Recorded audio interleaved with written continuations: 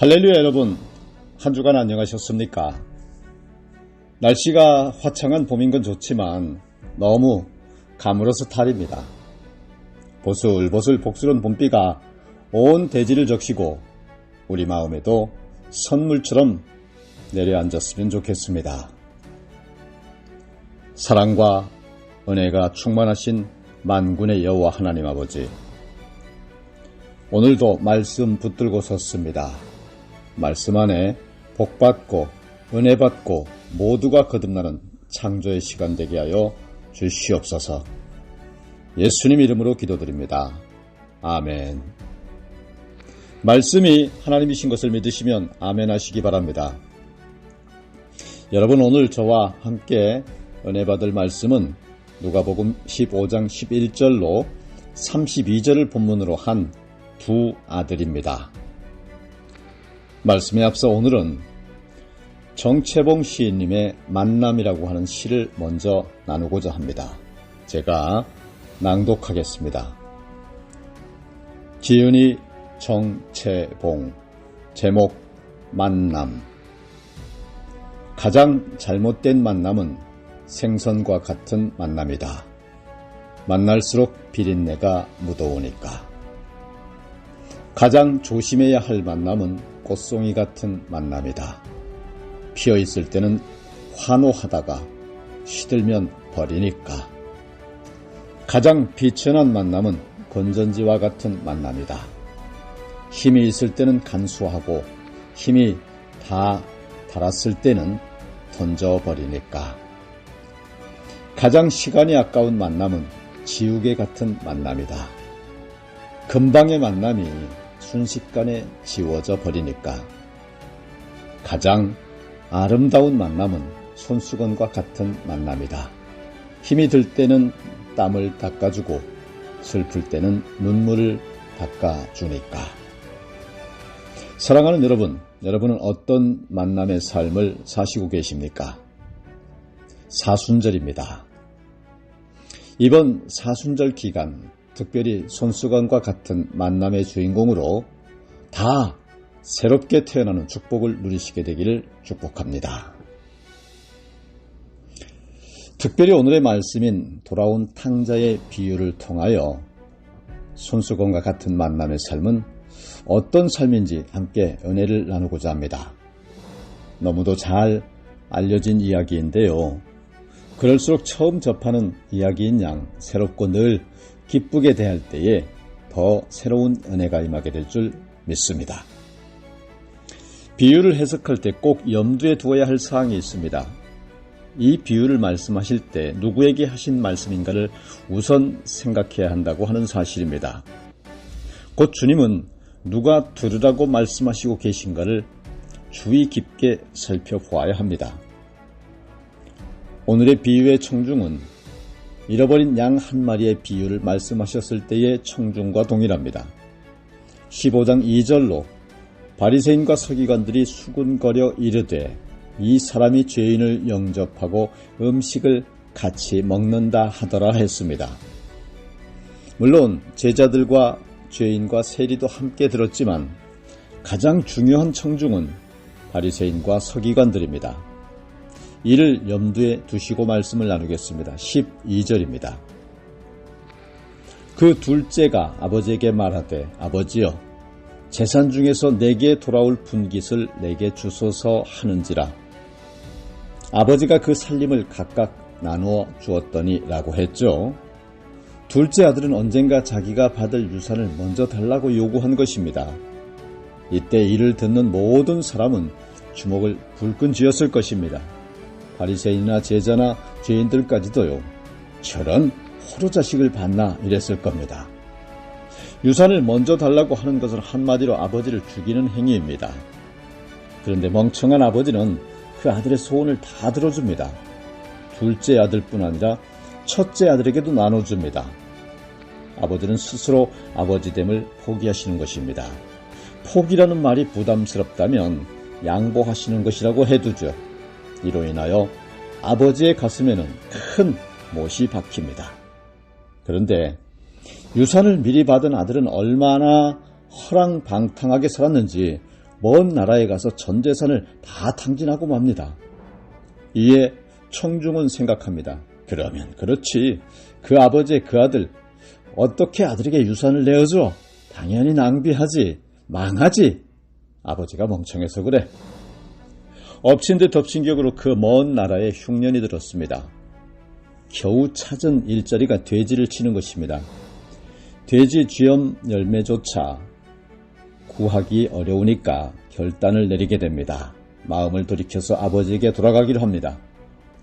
이미 아버지의 유산을 받았으니 곧 아버지를 죽였으니 더 이상 아버지의 아들이 될 수 없음을 알고는 일꾼으로라도 써달라고 요청하기로 하고 아버지 집으로 향합니다.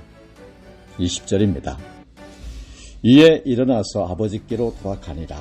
아직도 거리가 먼데 아버지가 그를 보고 측은히 여겨 달려가 목을 안고 입을 맞추니. 그런데 여러분, 놀라운 일이 벌어집니다.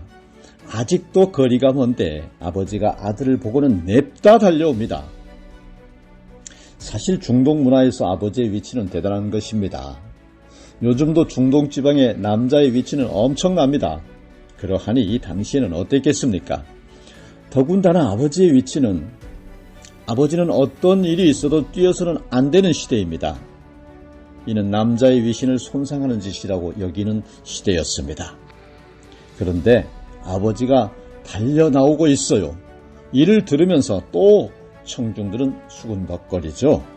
역시 멍청한 아버지네. 아들에게 유산을 내어준 것도 부족해서 자기를 죽인 아들을 보고 뛰어나가? 아이고, 모질이 아버지요. 이렇게 다들 고개를 설레설레 흔들면서 이야기를 듣죠. 다음에는 도대체 어떤 멍청한 짓을 하려나 슬그머니 기대를 하면서 말이죠. 멍청한 아버지는 아들을 와락 껴안습니다. 모든 것을 용서하고 새롭게 같이 살아보자는 결단을 보여주고 있는 것입니다. 이뿐만이 아닙니다. 돌아온 아들을 위해 최고의 잔치를 베풉니다. 제일 좋은 옷을 내어다가 입히고 손에 가락지를 끼우고 발에 신을 신기고 성대하게 잔치를 벌입니다. 이에 주석가들은 옷을 입힌 것은 다시 아들의 옷을 입혔다고 보고 있습니다. 아들됨의 회복을 말하는 것입니다. 가락지는 왕권을 회복한 것이라고 표현합니다. 전에 갖지 않았던 왕권까지, 신을 신긴 것은 더 이상 노예가 아니고 자유인이 된 것을 상징한다고 해석합니다. 아마 이 당시에 청중들은 도저히 아버지의 행동을 이해 못하겠다는 듯이 비유를 베풀고 있는 주님을 노려보고 있었을지도 모릅니다. 자녀들을 이렇게 대우하게 되면 자녀들은 계속 버릇이 나빠질 테고 끝없이 문제가 생길 것을 예상하면서 아마도 큰 우려를 나타내고 있었을 것입니다. 이는 이웃의 자녀들까지도 큰 영향을 미칠 것은 기정사실이니까 말입니다. 그런데 여러분, 청중들의 관심을 끄는 또 다른 이야기가 나옵니다. 25절과 26절입니다. 마다들은 밭에 있다가 돌아와 집에 가까이 왔을 때에 풍악과 춤추는 소리를 듣고 한 종을 불러 이 무슨 일인가 물은대라는 대목입니다. 마지막 희망은 마다들입니다. 마다들에게 기대해봅니다. 기대했던 대로 마다들은 종의 이야기를 듣고 집에 들어가기를 거절하는데요. 당연히 청중들은 신났을 것입니다. 당연히 이 돌아온 탕자는 혼내줘야 합니다. 이것은 이 집의 문제가 아니라 온 이웃의 아들들의 문제로 번질 것이기 뻔하기 때문입니다. 마다들은 현명하게 처신한 셈이랄까. 아버지에게 동생을 받을 수 없는 이유를 일목요연하게 설명합니다. 청중들은 더욱 더 뜨겁게 동감합니다. 그러나 마다들의 논리에 아버지는 미동조차도 안 합니다. 도리어 아버지는 이렇게 말합니다. 32절입니다. 이 내 동생은 죽었다가 살아났으며 내가 잃었다가 얻었기로 우리가 즐거워하고 기뻐하는 것이 마땅하다 하니라. 아버지는 자신의 멍청함을 고집합니다. 그래도 청중들은 끝까지 기대합니다. 마다들에게 아버지에게 한바탕 해대기를, 정 안되면 마다들이 집을 확 나가버리길. 그런데 비유는 여기서 멈춥니다. 나머지는 청중의 상상에 맡기는 것입니다. 이에 청중은 둘로 나뉘어집니다. 한 그룹은 바리새인들처럼 생각하게 됩니다. 맏아들은 동생이 했던 것처럼 집을 떠납니다. 맏아들도 아버지를 죽이는 것입니다. 그러나 다른 그룹은 반대로 상상합니다. 맏아들은 아버지의 관대함에 감동하며 자신의 모습이 잘못되었음을 깨닫습니다. 그리고 잔치 자리에 기꺼이 참여합니다. 사랑하는 여러분, 여러분은 어디에 속하십니까?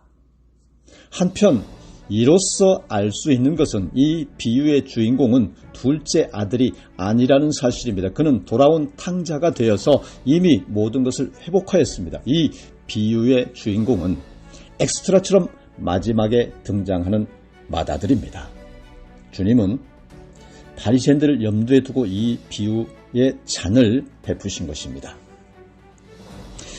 유진 피터슨 목사님도 이 비유에 대하여 글을 쓰셨는데요. 다음과 같은 자신의 이야기를 먼저 소개합니다. 25살 대학원생일 때 무릎 수술을 받았습니다. 수술 후 한 달 후에는 걸을 수 있다는 의사의 말을 듣고 희망에 차 있었습니다. 그런데 그동안 늘 불편하게 살았기 때문입니다. 그런데 병원에 있을 때 사보카커스 악성 포도상 구균에 감염이 되어버렸습니다. 거의 죽을 뻔하였고요. 한 달이 아니라 18개월간 걸을 수가 없었습니다. 이때 처음으로 의학 용어 하나를 배우게 되었다고 합니다. 아에트로가넥. 이는 의사로 병원에서 걸리는 병이라는 뜻입니다. 세상에 병 치료를 위해서 병원에 입원을 하였는데 원래 병보다도 더 중한 병을 얻게 된 것입니다. 그런데 대개 병원에서 옮긴 병은 원래 병보다 더 치료가 크게 어렵다고 합니다. 목회자가 된 후 피터슨 목사님은 자신의 경험을 토대로 결론을 내립니다. 교회가 병을 치료합니다. 그러나 치료하는 교회가 더 큰 병을 줄 수도 있다고 하는 것입니다. 사실 이를 주님은 너무도 잘 알고 계셨습니다.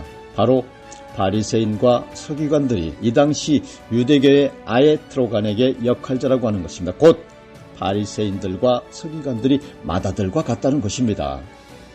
사실 동생이 모든 재산을 탕진하고 돌아온 건 맞습니다. 그런데 그것까지는 좋은데 모든 특권을 회복시켜버립니다. 맏아들은 분노로 눈에 불을 켭니다. 물론 맏아들의 분노는 당연한 것입니다. 그러나 이 맏아들의 분노는 하나님의 나라에 방해가 된다고 하는 것입니다. 바로 아에트로간액이 되고 있다고 하는 것이죠. 당연하다고 생각되는 것이 실은 아에트로간액이 되고 있다고 하는 것입니다. 이는 유대교는 물론 오늘날 교회에도 다 적용되는 말씀입니다. 그러면 어떻게 하면 맏아들이 아에트로간액, 즉 환자에게 더 큰 병을 주는 의사가 되지 않고 하나님 나라에 기여할 수 있을까요? 이에 대한 정답은 오늘 비유 안에 잘 나타나 있습니다. 둘째 아들의 고백에 놀라운 치료약이 숨겨져 있습니다. 17절입니다. 이에 스스로 돌이켜 이르되 내 아버지에게는 양식이 풍족한 품꾼이 얼마나 많은가. 나는 여기서 줄여 죽는구나. 여기서 스스로 돌이켜는 곧 회개를 뜻합니다. 둘째 아들은 먼저 회개한 것입니다. 이제 아버지는 맏아들의 회개를 기다리고 있는 것입니다. 회개하지 않을 때 그는 환자에게 병을 주는 아에트로간에게 주범이 되고 마는 것입니다. 한편 회개하는 바리새인들을 통해서 얼마나 놀라운 역사가 펼쳐질까요? 대표적인 사람이 예수님을 밤중에 찾아온 니고데모입니다. 니고데모는 주님이 죽으신 후 몰약과 침향 섞은 것을 가져와서 주님의 장례를 치르기도 했습니다. 니고데모는 자신의 손수건에 몰약과 침향을 발라 주님의 몸을 닦았습니다. 그는 예수님이 이 땅에서 마지막 시간에 함께한 바리새인 중에 바리새인이었습니다. 오늘 말씀을 정리하겠습니다. 다시 정채봉 시인의 시중 마지막 예언을 나눌까 합니다. 가장 아름다운 만남은 손수건과 같은 만남이다.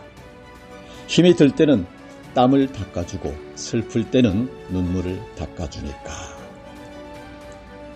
얼마 전 LA의 이색교회로 잘 성장하는 젊은 목회자가 자신의 교회에 대하여 이야기를 발표했습니다. 처음에 목회를 하다가 힘들고 잠시 쉬고 성경 공부 그룹만 인도하다가 몇 년 쉬고 다시 목회를 시작하고요. 현재 8년째 접어들고 있다고 하는데, 교회는 주변 사람들과 소통을 해야 함을 잘 느끼면서 여러 가지 사역을 잘 펼친 결과 많은 열매를 맺고 있다고 하는 것입니다. 한편 1세 어른들의 목회도 존중하고 있고 1세 교회의 영성에서 많은 것을 배워야 한다고 강조하고 있었는데요. 마지막으로 자신의 목회관을 말했습니다. 만일 복음주의적 목회를 하려고 한다면 가장 중요한 것은 회개입니다. 자신의 부족함을 먼저 보지 못하고 마음속에 스쳐가는 것들을 느끼지 못한다면 복음을 제대로 증거할 수 없습니다. 저는 이 고백에서 깜짝 놀랐습니다. 이 교회가 잘 되고 있는 것의 가장 중심에 있는 것은 바로 회개였습니다. 회개에 눈물이 있는 교회는 치유하는 교회입니다. 결코 병주고 약주는 교회가 아닙니다. 모두가 새로워지고 모두가 건강해지는 교회가 되는 것입니다. 이를 위하여 우리에게 꼭 필요한 것은 바로 손수건입니다. 최근 읽은 김겸섭 목사님의 책에서 본 글입니다. 참 눈물. 그것은 자기 성찰의 흔적이다.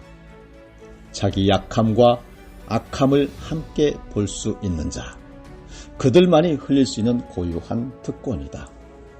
참 눈물. 그것은 감사를 이해한 자의 흔적이다.